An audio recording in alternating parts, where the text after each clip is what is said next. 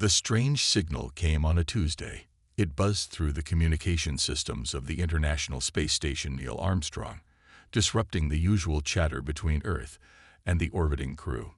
Captain Olivia Martinez was the first to notice the pattern, too regular to be cosmic noise, too complex to be human-made. "Houston, are you sending us something new?" she asked, her eyes fixed on the dancing lines across her screen. "Negative, Captain. What are you receiving?" Olivia's fingers moved quickly across the control panel. "Something not from Earth. I'm recording now." The signal continued for 6 minutes and 12 seconds before stopping. When it came again exactly 1 hour later, Earth was ready. Scientists across the globe tuned in, computers recorded, and military leaders gathered in emergency meetings. Dr. Keith Bennett was eating a sandwich when his phone rang. As the world's leading xenolinguist, though many had laughed at such a job title before today, he was suddenly the most important scientist on the planet. "We need you at NASA now," said the voice on the other end. Keith grabbed his laptop and was out the door in 30 seconds, his half-eaten lunch forgotten on his desk. By the time the signal appeared for the third time, Keith sat in a room full of the smartest humans alive, all staring at screens covered in data. His eyes moved quickly, finding patterns where others saw only noise. "It's a language," he said quietly at first, then louder. "It's a language, and I think I can start to decode it." For 3 days, Keith barely slept. He built translation algorithms, tested theories, and drank too much coffee. When the breakthrough came, it wasn't from the supercomputers or the artificial intelligence programs. It came from Keith's simple insight about repetition and variance. The message is saying, "We see you. We come in peace. We are surprised you hear us," Keith announced to the room of tired scientists and government officials. The response Earth sent back was simple. "We hear you. We welcome peaceful contact. Who are you?" The aliens called themselves the Voraxians. They expressed great surprise at how quickly humans had decoded their language. What might have taken other species years had taken humans days. "Your adaptability is unexpected," they transmitted. "We invite a delegation to our outpost near your Alpha Centauri system." The world's nations, for once united by the reality of alien contact, formed the United Earth Delegation. They chose the best of humanity to represent Earth in this historic meeting. Lieutenant Jack Phillips had never expected to be chosen. His flight record was impressive, but spotted with disciplinary actions for creative interpretations of orders. Yet when the selection committee reviewed candidates for chief pilot, his ability to solve impossible situations won out over his problems with authority. "Lieutenant Phillips, you've been selected to pilot humanity's first interstellar mission," said the admiral, sliding a folder across the table. Jack opened it, his eyes widening. "The Intrepid? She's not even finished yet. You'll help finish her. The Voraxians have shared some technology to help us get there. Our engineers are already adapting it." Dr. Diane Miller led the engineering team working day and night to install the alien technology into the human spacecraft. What amazed the engineers wasn't just the advanced nature of the alien tech, but how it could be improved upon with human innovations. "They designed this for efficiency," Diane explained to Jack during his first tour of the engine room. "But we've modified it for better performance. I don't think they expected us to understand it so completely, let alone improve it." As the Intrepid neared completion, the crew trained together. Earth watched and waited. The Voraxians sent regular transmissions, each one decoded more quickly than the last. What no one on Earth realized yet was that they were being tested.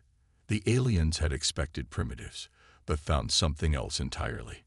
And in the encrypted parts of their transmissions, the parts they didn't know humans could decode, the Voraxians spoke of humanity with a new emotion: concern. The day of launch arrived with clear skies and high hopes.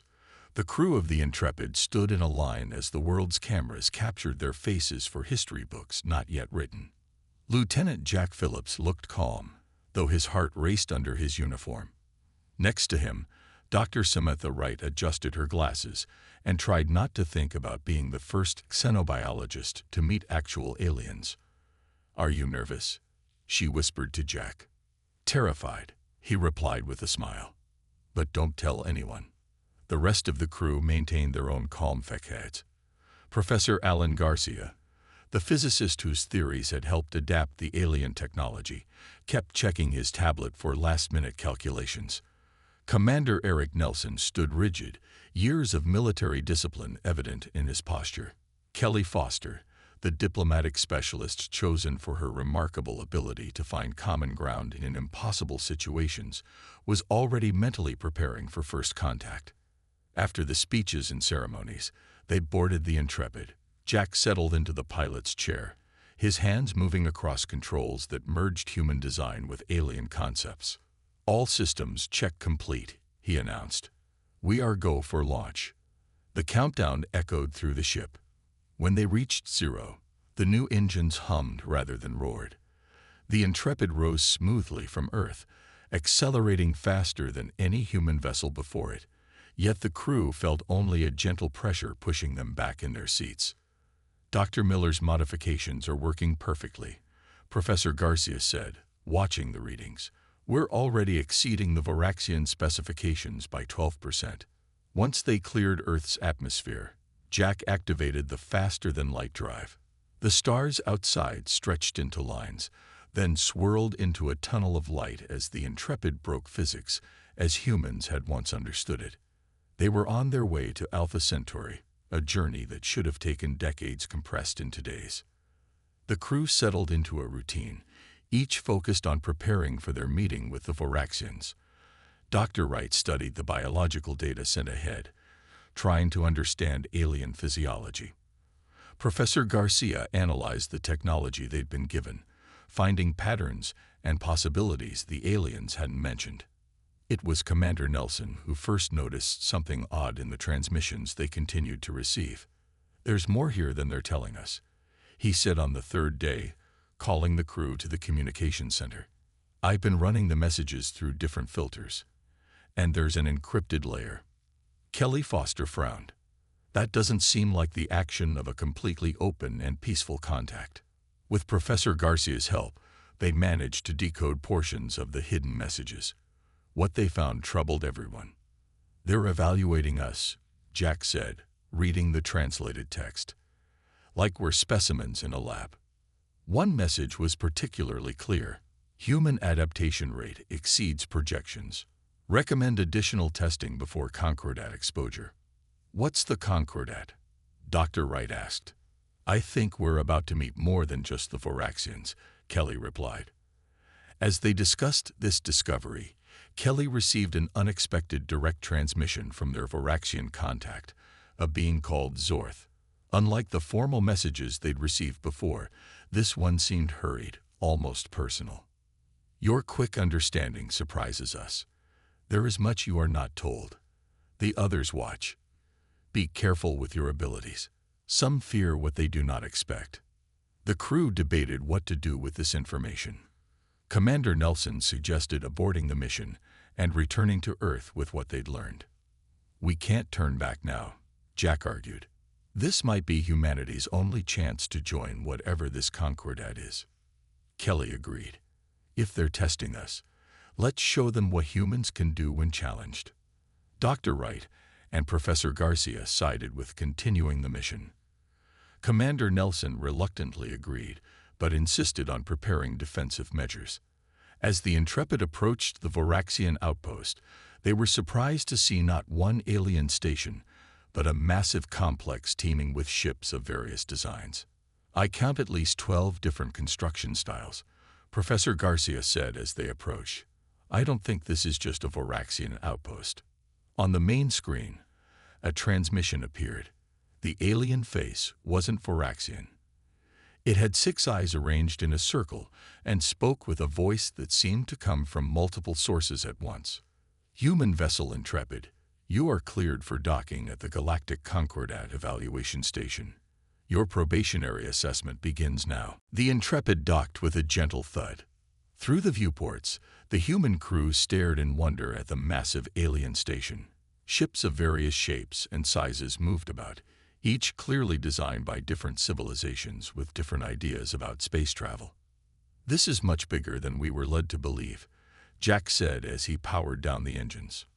Commander Nelson checked that everyone wore their communication devices, small translators Dr. Bennett had programmed based on the Voraxian language data. "Remember the plan. We stay together. We observe everything. We share nothing about Earth's defenses." The airlock hissed open.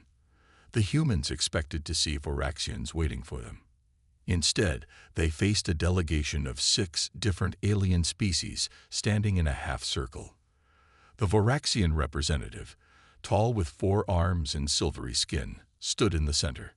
"Welcome, humans of Earth," the Voraxian said. "I am Ambassador Zorth. You are the first humans to enter Concordat space." Kelly Foster stepped forward as their diplomatic lead. "We are honored to represent Earth and humanity. We come seeking peaceful exchange of knowledge and friendship." A bulky creature with thick, red scales snorted. Its voice came through the translators with a harsh edge. "They look soft, primitive.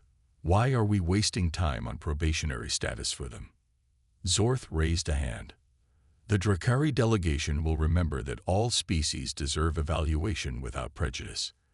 As they walked through the station, Dr. Wright whispered to Professor Garcia, "Did you hear that? Probationary status. We're being judged for something." The humans were led to a large chamber where representatives from 12 species sat in a semicircle. The room fell quiet as they entered. Some aliens leaned forward with curiosity. Others recoiled slightly. A being with translucent skin and glowing internal organs spoke in a musical voice. "I am High Counselor Electria of the Galactic Concordat. Humans, you stand before the oldest alliance of intelligent species in this sector of the galaxy." She explained that the Concordat had existed for 50,000 Earth years. New species were carefully evaluated before being allowed to join. Humanity had been observed since they first began using radio signals. "The development rate of your species is concerning," Electria said. "In just 1 century, you advanced from primitive flight to rudimentary space travel. In the last decade alone, your technological progress has accelerated beyond predicted models." A thin alien with multiple eyes floated forward. "I am Tix of the Medusan Collective.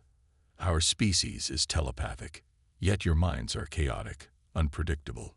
We cannot read you clearly. This makes many uncomfortable." Commander Nelson tensed, but Kelly placed a calming hand on his arm.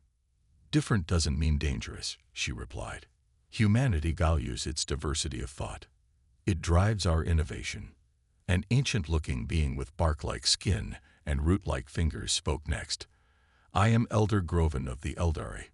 We have watched many young species rise and fall. You humans play with dangerous toys before you understand their cost." Professor Garcia couldn't stay silent any longer. "With respect, we learn by doing. It's how we grow." The debate continued until Zorth announced that the humans would participate in the Galactic Tournament, a series of challenges to demonstrate their species' capabilities. Later, in their assigned quarters, the crew discussed what they had learned. "They're afraid of us," Dr. Wright said. "Not of our technology. We're centuries behind most of them. They're afraid of how fast we learn." Professor Garcia nodded. "I've been looking at some of their technology. It's advanced. But there are flaws. Approaches they never considered."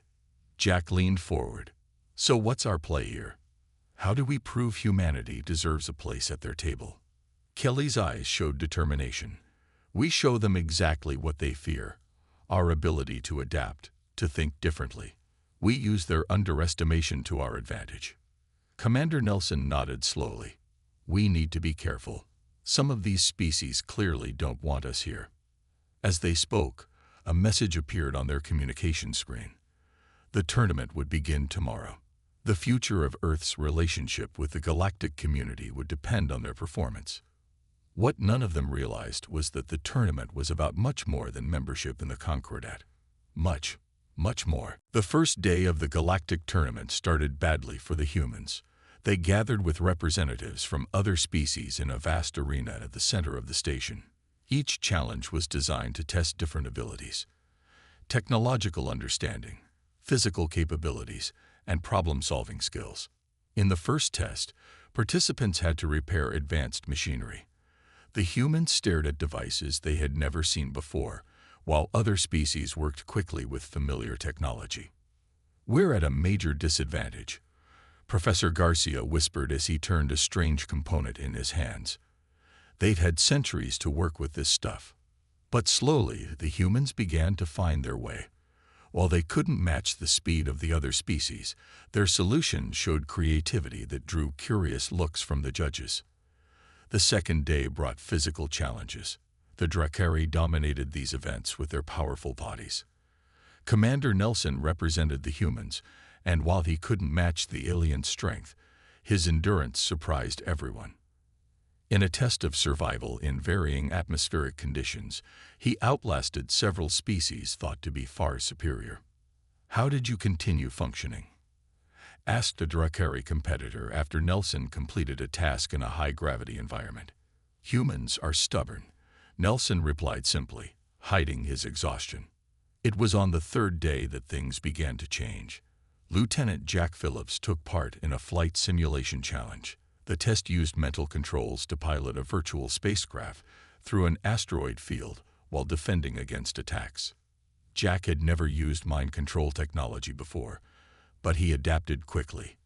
Where other species followed predictable patterns, Jack's flying style was erratic, unpredictable. "He's not following any established, evasive patterns," one judge said to another. "Because he doesn't know them," the other replied. "He's inventing as he goes." Jack not only completed the course but set a record that shocked the Drakari pilots who had been favored to win. Dr. Wright faced her own challenge that afternoon.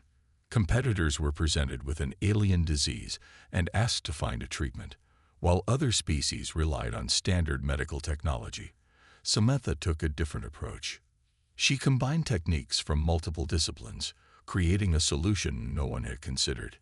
"This is not in any medical database," the Medusan judge said, examining her work. "Sometimes you need to look outside the usual answers," she replied. The most surprising moment came during the tactical challenge. Commander Nelson participated in a war game simulation against the best Concordat strategists. Instead of following textbook military doctrine, he used unconventional tactics that confused his opponents. "Where did you learn this strategy?" his defeated Eldari opponent asked. "I didn't. I saw the situation and adapted." As the days passed, the other species began talking among themselves about the humans. The word unpredictable was used often, sometimes with fear, sometimes with respect. During a break between events, Kelly Foster overheard a conversation between two Concordat officials. They spoke in what they thought was an encrypted channel, but thanks to Professor Garcia's modifications to their translators, she could understand them. "These humans progress too quickly. Some council members are suggesting quarantine rather than membership. The Voraxians disagree. They see potential value. Value or threat? Their unpredictability makes them dangerous." Kelly shared this information with the crew that evening. As they discussed the implications, their quarters suddenly shook. Alarms blared. "Something's happening to the Intrepid," Jack said, checking his tablet. "Someone's trying to access our systems." Professor Garcia rushed to his computer. "It's a hack attempt. They're trying to disable our ship. Or steal our data," Commander Nelson added. Garcia's fingers flew across the keyboard. "I prepared for this. I installed security measures they wouldn't expect." Minutes later, the alarm stopped. Garcia smiled. "Whoever it was, they just got a nasty surprise. I set traps in our system. Not only did they fail to get in, but I backtraced their signal." "Who was it?" Dr. Wright asked. "I don't know the species, but they're on the evaluation committee." The humans looked at each other. The tournament wasn't just a competition. For some in the Concordat, it was a way to justify keeping humanity isolated from the galactic community. The next morning, The final challenge was announced. Survival on an uninhabited planet for 30 days with minimal resources. The true test was about to begin. The planet Neuraxis greeted the human team with a howling wind and acid rain that sizzled on their protective suits. Each competing species had been dropped in different locations with supplies appropriate to their technological level. For humans, that meant basic tools, shelter materials, and 3 days of food. After that, they were on their own. At least they didn't drop us in the ocean, Jack said as they surveyed the rocky landscape. Gray clouds churned above them, and strange plants with metallic leaves bent in the harsh wind. Commander Nelson took charge immediately. First priority is shelter. Right, check those rocks for cave systems. Phillips, secure our supplies. Garcia, test the atmosphere and soil. Foster, see if you can communicate with a monitoring station. By nightfall, they had established a camp inside a shallow cave. Professor Garcia had built a simple filter to make the local water drinkable, while Dr. Wright identified several plants that seemed safe for emergency food. The other species have technology we can only dream of, Kelly said as they huddled around a small heater. But I bet none of them have made this much progress on day one. She was right. From the small drone that occasionally flew overhead, they knew the Concordat was watching. What they didn't know was how impressed some of the observers already were. On day 3, they encountered their first major challenge. A storm was building on the horizon, bigger than anything they had seen so far. That's not just heading for us, Dr. Wright said, studying the weather patterns on their simple equipment. It's going to hit everyone on this continent. Commander Nelson made a decision that surprised the others. We need to warn the other teams. Even the ones who tried to sabotage our ship, Jack asked. Especially them, Nelson replied. That's what humans do. Using Kelly's communication skills and Professor Garcia's technical knowledge, they managed to boost their emergency beacon to send warnings to other camps. When the storm hit, it was even worse than predicted. Wind speeds reached over 200 miles per hour, and the rain was acidic enough to burn through standard materials. The humans had dug in, reinforcing their cave with layered barriers. They survived, but when the storm passed, they received distress signals from several locations. The Medusan camp is in trouble, Kelly reported. Their shelter collapsed. Without hesitation, Commander Nelson organized a rescue mission. Jack used his pilot skills to navigate the treacherous terrain in their small transport vehicle. When they reached the Medusan camp, they found 3 aliens injured and their equipment destroyed. The Medusans were reluctant to accept help from primitives, but they had no choice. The humans brought them back to their camp, where Dr. Wright treated their injuries. Why would you help us? One Medusan asked. We are competitors. Because that's what humans do, Dr. Wright answered simply. Word of the humans' actions spread among the competing teams. 3 days later, when Dr. Wright discovered a local disease affecting multiple species, representatives from 5 different camps came to ask for her help. The humans' cave became a meeting point. Professor Garcia helped the Drakari repair their environmental systems. Commander Nelson organized hunting parties with the agile Voraxians. Kelly Foster mediated disputes between species that had been enemies for centuries. This wasn't supposed to happen, an Eldari observer commented as they watched the activity from their monitoring station. They were supposed to compete, not cooperate. Perhaps that is their strength, Zorth replied. On day 15, Lieutenant Jack Phillips led an unauthorized expedition beyond the competition boundaries after detecting a distress signal. He found a crashed Drakari scout ship, its crew injured and trapped. Despite the risk to himself, Jack entered the damaged vessel and helped free the Drakari warriors. You could have died, the Drakari captain said as Jack treated a wound on his arm. It was the right thing to do, Jack replied. When they returned to the human camp, they found representatives from the Concordat waiting. The humans braced for punishment for breaking the competition rules. Instead, the Eldari representative stepped forward with what appeared to be respect in his ancient eyes. Your test has been modified, he announced. The final phase begins now. The Eldari representative led the humans to a hidden facility beneath the surface of Neuraxis. The other alien species joined them, walking down a spiral pathway into an ancient structure that predated all of their civilizations. "What is this place?" Professor Garcia asked, running his hand along symbols carved into the stone walls. "The real reason for this competition," the Eldari answered. His voice had lost its dismissive tone.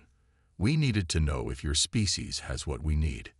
They entered a vast chamber filled with technology that somehow looked both ancient and advanced. At the center stood a holographic display showing the galaxy. Certain regions glowed with an ominous red light that pulsed like a heartbeat. "While you were building your camp," the Eldari continued, "Professor Garcia's scanning equipment detected unusual energy patterns. Patterns that should have been impossible to notice with your level of technology." Garcia nodded. "I thought our instruments were malfunctioning. The readings suggested massive energy signatures hidden just out of phase with normal space." "They weren't malfunctioning," a Voraxian scientist said. "You detected what our ancestors have feared for 50,000 years, the return of the Void Harvesters."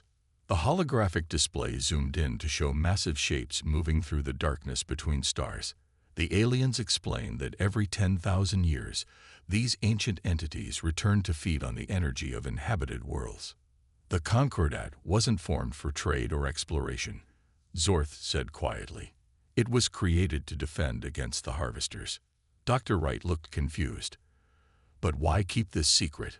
Why test us instead of asking for help?" A Drakari warrior answered, "Many species panic when they learn the truth. Some surrender to the Harvesters, becoming their servants in exchange for survival. And others," added a Medusan, "lack the mental flexibility to fight an enemy that adapts to every defense we create." Commander Nelson's expression darkened. "So you've been searching for species that might have new ideas?" "Yes," the Eldari confirmed.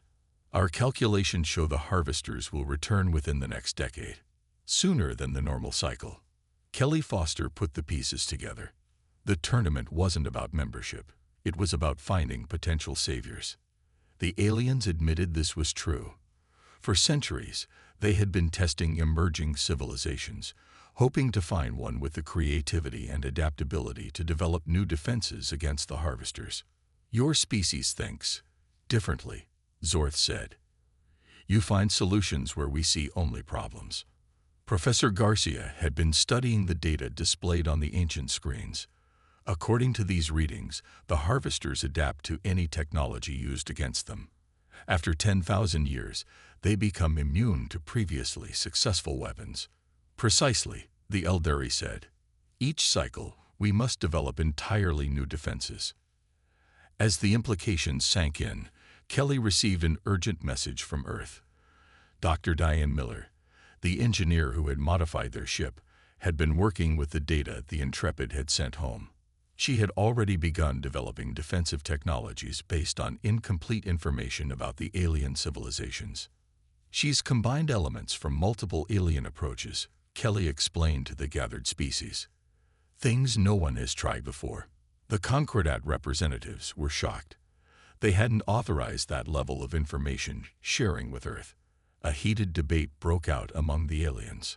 Some demanded the humans be memory wiped and return to Earth in ignorance of the greater threat.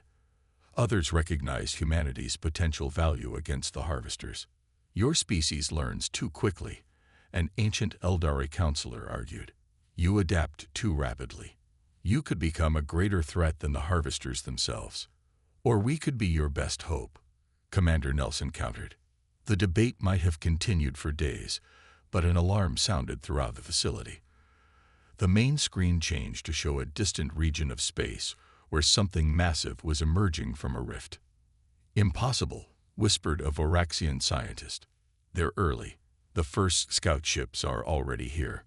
The galactic community faced an immediate choice: reject humanity as too unpredictable or embrace their unique abilities in the face of extinction. The Concordat voted in an emergency session that lasted less than an hour. Humanity would be granted full membership and access to all galactic knowledge. There was no time for half measures with the Void Harvesters already approaching. The human team returned to Earth as heroes, bearing gifts of technology and terrible news. The world's nations, for once united by a common threat, began a massive transformation. Factories that once built cars now produced shield generators. Universities turned their focus to understanding alien science. Military forces from former enemy nations trained together for space combat. Dr. Diane Miller led the technological revolution. Her team worked day and night, combining human innovation with alien concepts. The Voraxians designed their shields for steady, continuous energy, she explained to world leaders.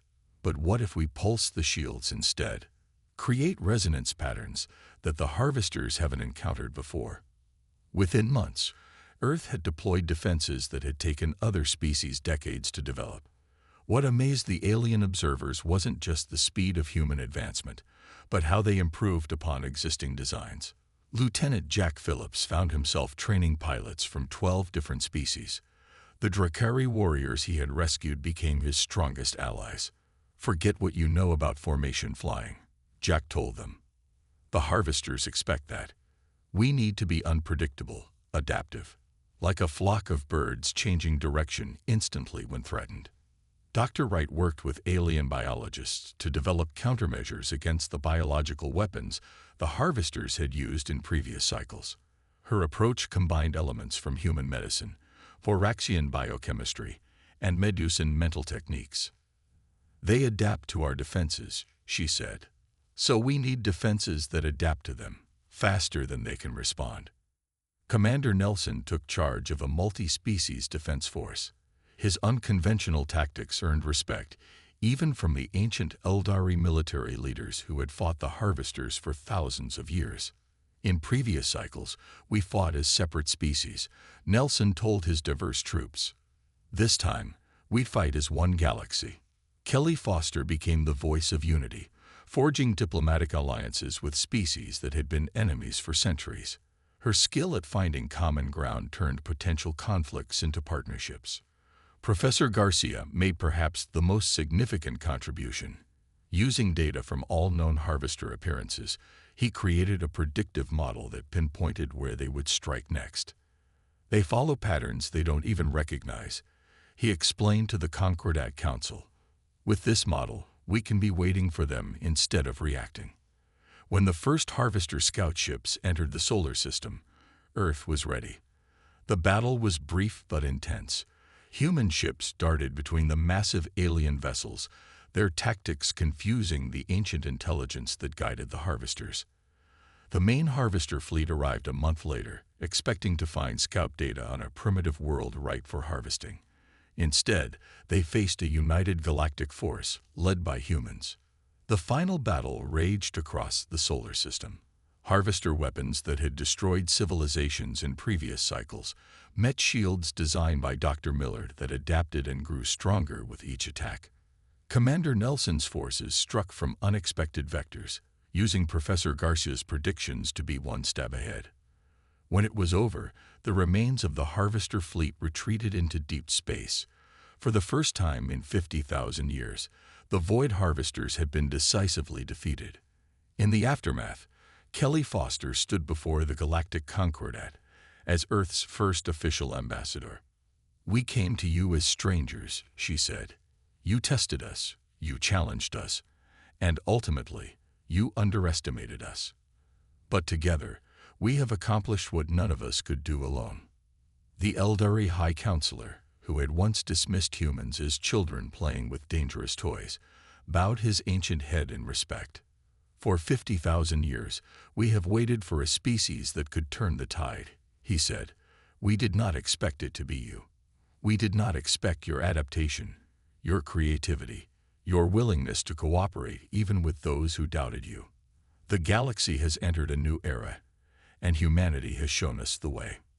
As ships from 100 worlds orbited Earth in celebration, Lieutenant Phillips stood with his alien friends on the observation deck of the new Concordat headquarters.